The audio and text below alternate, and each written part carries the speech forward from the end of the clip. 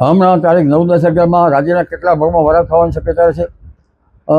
વરાપ થઈ ખેડૂત ભાઈઓ ખેતી કામમાં મગ્ન થઈ જશે અને કૃષિ કાર્યો કરી શકશે, પરંતુ તારીખ 15મી ઓગસ્ટ સુધીમાં રાજ્યના ભિન્ન ભિન્ન છૂટાછવાયા ભાગોમાં વરસાદ થવાની શક્યતા છે. ક્યાંક વાદળવાયુ, તો ક્યાંક અલ્પ વરસાદ, તો ક્યાંક ઘણો હળવો વરસાદ, તો ક્યાંક 1 ઇંચ, તો ક્યાંક 3 ઇંચ જેવો છૂટાછવાયા ભાગમાં વરસાદ થવાની શક્યતા છે. મધ્યપ્રદેશના ગુજરાતના એડજોઇન્ટ ભાગમાં વરસાદ થવાની શક્યતા છે.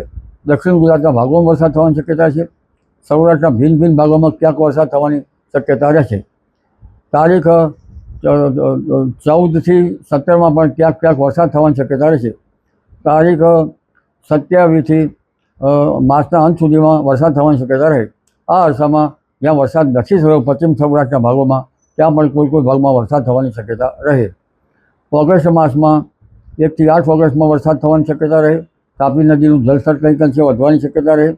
ઓગસ્ટ માસમાં એમજીઓ લગભગ બીજા ફેઝમાં આવી શકે અને એમજીઓની દસ્તક હિન્દ મહાસાગરમાં કદાચ થાય તો ઓગસ્ટમાં પણ સારો વરસાદ થવાની શક્યતા રહેશે.